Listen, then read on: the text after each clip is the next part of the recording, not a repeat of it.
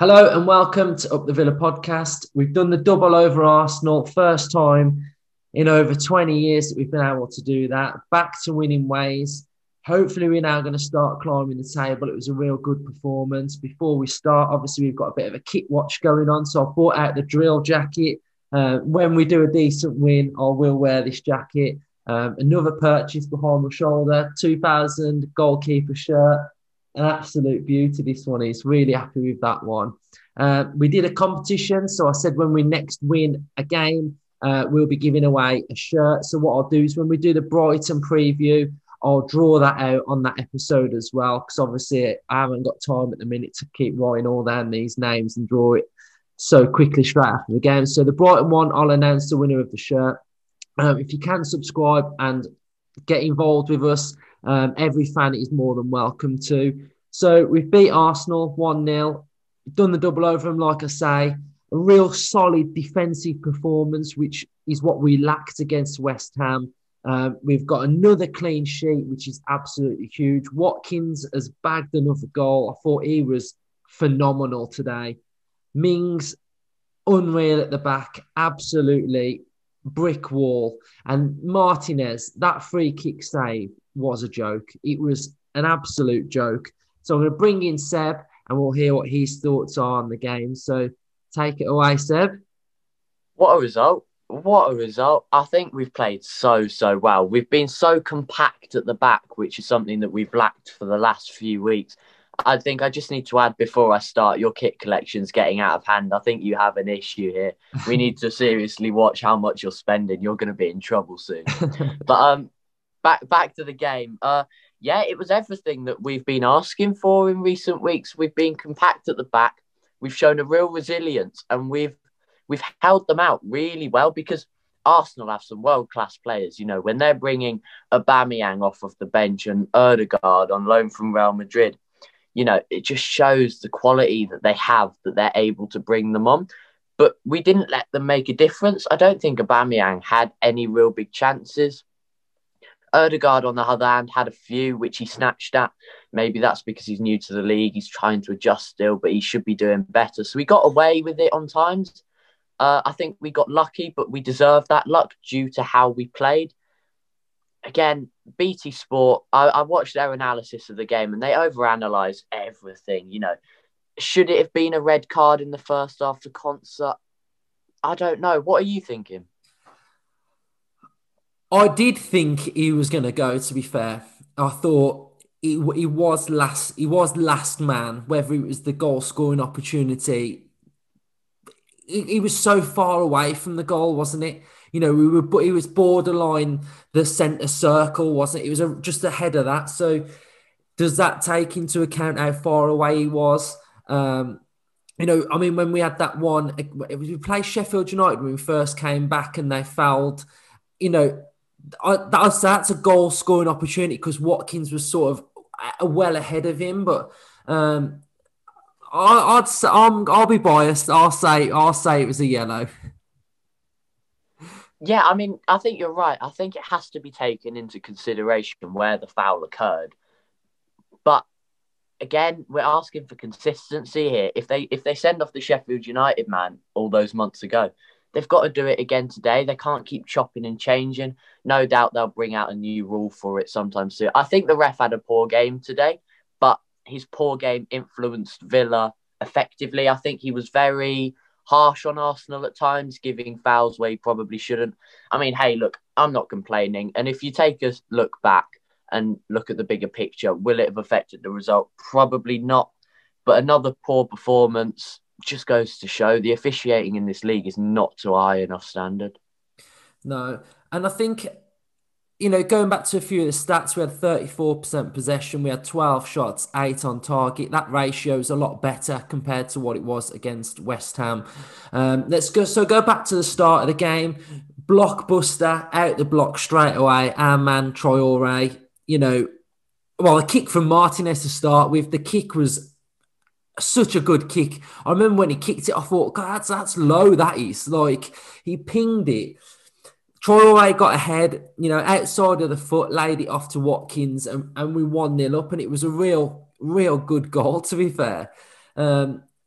And I just thought we played well, and I don't mind watching us when we play like that at times. Even through the second half, I wasn't that worried because I thought we were so good defensively. I was quite calm watching that today. Were you not? No, towards the latter stages, I was a mess. I was a wreck. But yeah, Martinez's distribution is world class. He reminds me a bit of Pepe Reina when Pepe Reina was in his prime.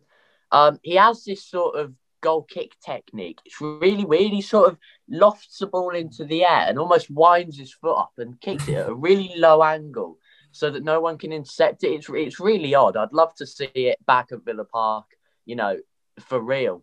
But yeah, we came out the blocks. We did everything Smith would have asked for us, got our early goal, and that allowed us to sort of control play for a bit. I was really impressed. Opening 20 minutes, we looked far the better team. However, to the latter stages of the game, Arsenal started controlling the tempo again. I think Nakamba had a brilliant game, don't get me wrong. Nakamba was excellent coming in for Douglas Luiz. However, we just looked a bit weak in midfield. They looked to be getting quite past us easily. They looked to be running into space. I looked because BT have this wide angle lens that they show. And if you look down, there was so much space in the middle of the park. It was really odd. It was almost as if either Nakamba and McGinn were both dropping back or they were both going forward. I mean, it worked, but I think that could be an area where we could be caught out in recent weeks. So I think that needs to be addressed. But Smith got it spot on today. Bringing Ramsey on was brilliant instead of Sanson because Ramsey knows the tempo of play. He's been here for a long time. He's worked under Smith for a longer amount of time. Sanson will get his chance. He's a newcomer to the league. He's come from abroad. He's still relatively young. He'll get his chance. He'll come in and I'm sure he'll impress. He's a top quality player. But I think it would have been too early for him today, putting him in when we were under the cosh like that. So Ramsey was a good substitution. I think Smith got it spot on today. Yeah, he did. He did. I mean, I'm just looking at this Premier League table now. We're in 8th position. We played 21 games, 11 wins, 2 draws, 8 defeats, plus 12 goal difference, 35 points. Right? We win our game in hand. We go 2 points behind Liverpool. That just goes to show the remarkable season that we have had, that if we win our game in hand, we're 2 points behind Liverpool, the current champions. We've just got to get some consistency now and get a little bit of a run going. And if we can do that, like Ryan said, he's dusted off his passport and he's raring to go. We've got Brighton next, a game where, they're playing really well as well. And I think what's going to be key for us now as well is that we're going back to playing once a week, which is so crucial now that it's once a week. We've got rest periods. We can prepare for the games thoroughly now. And I think, let's be honest, we've got through this period of coming back from COVID isolation. We've had some ups, we've had some downs. We've got this massive sort of run out the way of 5 games in the space of however many days. Let's just build now and climb this table. What are you saying, Seb?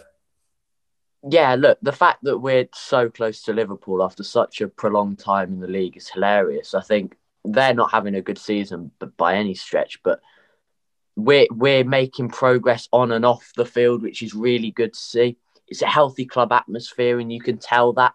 Even not being inside the ground, you can tell the players are happy to be there. But, in tribute to Ryan, I think he'll have loved the game today. There were no sloppy balls anywhere to be seen, so I'm sure he'll be smiling away. He'll have enjoyed it, as will have any Villa fans watching that performance. It was a spirited display and one we can be really, really proud of. Yeah, it was just a great win. And like we say, it's great to have got the double over Arsenal, and we can all enjoy the next week now, reveling in where we are in the table, and let's just try and focus and build on where we are now. So thanks for coming on, mate. Up the Villa. No worries. Up the Villa. Delighted. Hat trick of wins. Captain K is back on the podcast. How are you feeling about that then? Mate, great. Ecstatic. Happy to be a good luck charm for the podcast and for the boys. But yeah, great solid, resolute performance, well drilled. They did have a lot of possession, but we nullified pretty much every avenue they were trying. We were really, really dangerous on the counter. And I mean, what a performance from the boys. They answered their critics. Really, really solid, disciplined. You know, I like Nakamba. He slotted in there and done what he needed to do. McGinn had a great game, as did all the boys, really. The defence, though, especially.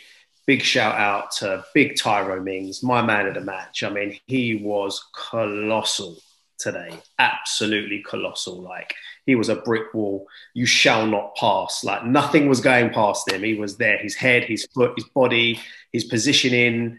I think that kind of interception he did in the first half when they were on the break and he was just sort of timing his run and he was at the angle and he just managed to block the pass to the right. Yeah, he was great. Up the Villa, ecstatic.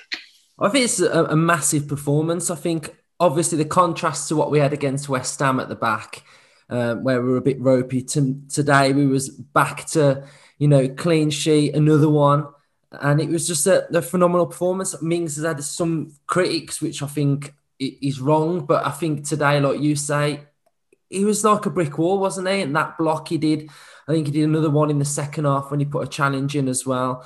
So for me, again, like you say, he was definitely my man of the match. But what a start to the game as well. Traore's little pass to Watkins, it was just a great ball, wasn't it? I thought first half we played really well. Second half we had to dig in.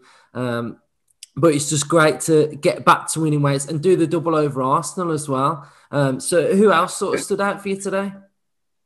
I think Ollie Watkins has definitely found his mojo again, for sure. I mean, he looked dangerous. Even though we had to dig in a bit more in the second half, we actually had more shots on goal and we tested their keeper a lot more. So for me, I think Ollie Watkins really stood out. He's getting a goal a game these days. I mean, at least he feels like he's getting a goal a game or he's close to getting a goal a game because he's just dangerous. Those kind of, those passes across the 6-yard box, he's just getting right in between the defenders and just putting a first touch finish. And he's really good at doing that. He came close in the second half as well, where he just went past the post. I thought he was going to get another one. But I think Ollie Watkins as well played really, really well for me. And Nakamba giving that defence that extra layer of protection before they were called into action, I think. Obviously, Emmy looking solid. He's put last week behind him. And that is, the testament to how mentally strong he is as well. Sometimes keepers, they get knocked confidence and then they start snowballing into bad game after bad game. But this was against his former employers. And he wanted to make sure that he done us proud, done himself proud. And what a save from that free kick. Oh. That Xhaka free kick was going in, mate. Mate, I couldn't believe it. I could not believe that save he pulled off because it was going top corner. Keepers Absolutely. Don't normally save those. No, and it was hit with some pace. And you know what? It went really high and it was dipping in. Yeah, it was phenomenal save, phenomenal performance from the boys. Even Ross done well when he was playing. I think he contributed. I know he looked a little bit upset and angry coming off, but, it was the right time for Smith to make those changes. He brought on Ramsey, who done well. He needs to get minutes under his belt, get his experience. Jack did what Jack does, relatively quiet, but still provided, a few good key passes. And when Jack's on the pitch, it just leaves enough more space for everybody else because they're always going to be worried about what Jack's going to do. So he's always going to draw, 2-3 players around him, which creates a space for everybody else to do their thing. And that is what the issue was in the last game. They weren't doing that, against West Ham, whereas today they did. And yeah, Traore in the first half, I mean, he was on course for man of the match until he got taken off. But delighted.